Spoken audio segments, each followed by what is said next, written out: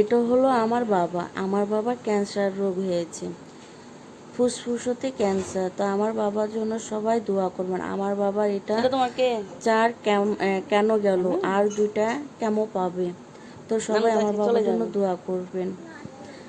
আসসালামু আলাইকুম। আশা করি যে যেখানে আছেন ভালো আছেন। আলহামদুলিল্লাহ আমার পরিবারের সবাই ভালো আছে। আমার বাবা অনেক অসুস্থ হয়ে পড়েছে এবং আমিও অনেক অসুস্থ। তো আমার বাবা দেশের বাড়ি থেকে হাসপাতালে আসে ঢাকাতে। তো আমার বাসায় আসছিলো সর্বপ্রথম, তখন আমি ভিডিও করতে পারি নাই, কারণ হলো আমার বাবা তখন অনেক অসুস্থ হয়েছিল। তো এখন আলহামদুলিল্লাহ আমার বাবা আগে থেকে একটু সুস্থ আছে। তো আমার বাবার ক্যান্সার রোগ হয়েছে, সবাই আমার বাবার জন্য দোয়া করবেন।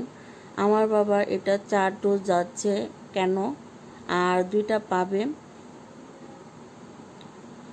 আর আজকে আমি সকালে উঠে আমার বাবার পছন্দের নিরামিষ দিয়ে আমি খিচুড়ি রান্না করব। আর সকালে সবার জন্য অনেকগুলো রাত্রে ভাত বেঁচে গিয়েছিলো, কারণ আমার বাবারা আসলো রাত্রে। তো আমিও তাড়াহুড়া করে রান্না করেছিলাম। তো রাত্রে কেউ ওরকম খাওয়া দাওয়া করে নাই, আমার বাবাকে অসুস্থ ছিল তার জন্য। তো বাবাকে দেখে আমারও খুবই ভালো লাগছিলো, কারণ আমার বাবা অনেক দিন পর আসছে। তা প্রতি মাসেই আসে আমার বাবা কেমো দিতে। এই কেমো দেওয়ার পরে হিট দিবে। আল্লাহ সুবহানাহু ওয়া তাআলা জানে আমার বাবা আর কতদিন বাঁচবে। তো আমার বাবা ফুসফুসে ক্যান্সার হয়েছিল প্রায় আরও 6 মাস আগে, তখন ধরতে পারে নাই। অতিরিক্ত যখন ব্যথা শুরু হয়েছিল আমার বাবা, তখনকার ধরতে পারছে। তো আমার বাবার জন্য আমি চিকেন এবং কিছু সবজি দিয়ে পাতলা খিচুড়ি রান্না করব, আর সাথে একটু আলু ভর্তা। আমার বাবা ওরকম কোনো তরকারি খেতে পারছে না। আর রাত্রে অনেক বৃষ্টি হইতেছিল, তাই আপনাদের মাঝে একটু শেয়ার করলাম। মনটাও ভালো নাই, কী থেকে কী বলতেছি নিজেও বুঝতে পারতেছি না। আমি ভয়েস দিতেছি, আমার ভয়েসে যদি কোনো রকমের ভুল ত্রুটি হয়ে থাকে তো অবশ্যই ক্ষমা দৃষ্টিতে দেখবেন। তো আমি চিকেনগুলো ছোট ছোট করে কেটে নিয়েছি খিচুড়িতে দেওয়ার জন্য। সর্বপ্রথম আমি চিকেনগুলো একটু সিদ্ধ করে নেব, পরে হালকা মশলা দেব। আমি একদিন আপনাদের মাঝে শেয়ার করব যে আমি কিভাবে সবজি দিয়ে এবং চিকেন দিয়ে খুবই মজাদার পাতলা খিচুড়ি রান্না করি। বিশ্বাস করুন, এটা একদম যেরকম স্যুপ খান আপনারা, এরকমই স্বাদ লাগবে। তো এখানে আমি আজকে গিলা কলিজা রান্না করব।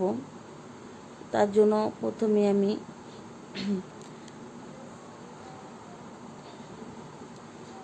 গিলা কলিজাগুলো দিয়ে দিয়েছিলাম সিদ্ধ করতে। তো সিদ্ধ করে রেখে দিয়েছিলাম, পরে আমি রান্না করেছি।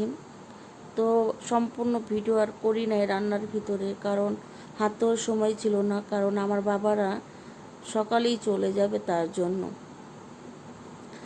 এই তো দেখতে পাচ্ছেন সবাই কিন্তু পাতলা খিচুড়ি খাচ্ছে। এটা হলো আমার ছোট ভাই। তো সবাইকে আমি হালকা পাতলা নাস্তা দিয়েছি। আর আমার বাবারা যাবে 1:30টার ট্রেনে, দুপুর 1:30টার ট্রেনে যাবে। তো এখন সকাল 8:30 বাজতেছে। সবাইকে আমি নাস্তা দিয়ে দিয়েছি অলরেডি। এদিকে কিন্তু দুপুরে তরকারিটা রান্না চলতেছে, একদিক দিয়ে খাবার দিয়েছি আর একদিক দিয়ে রান্না হইতেছে।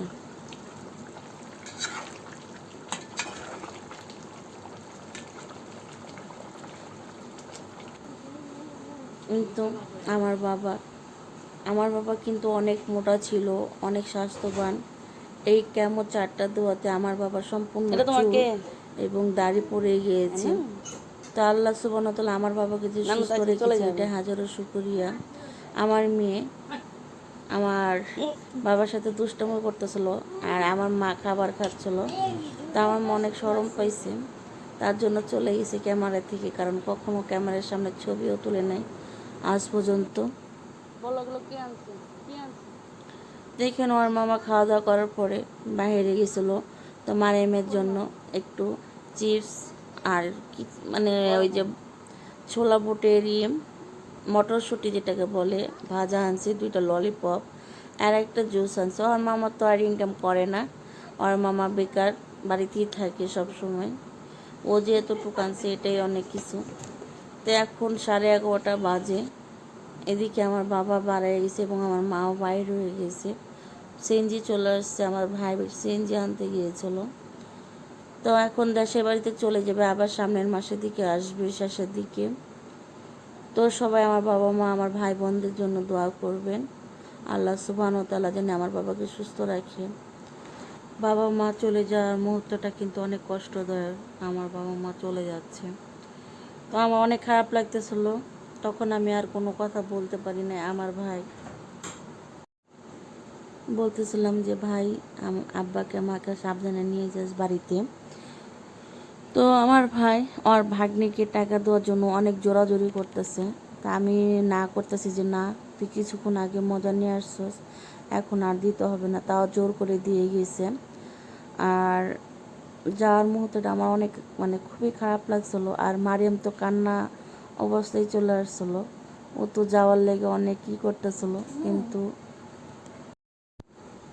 মারিয়ামকে বুঝিয়ে বাসাতে নিয়ে যাচ্ছিলাম।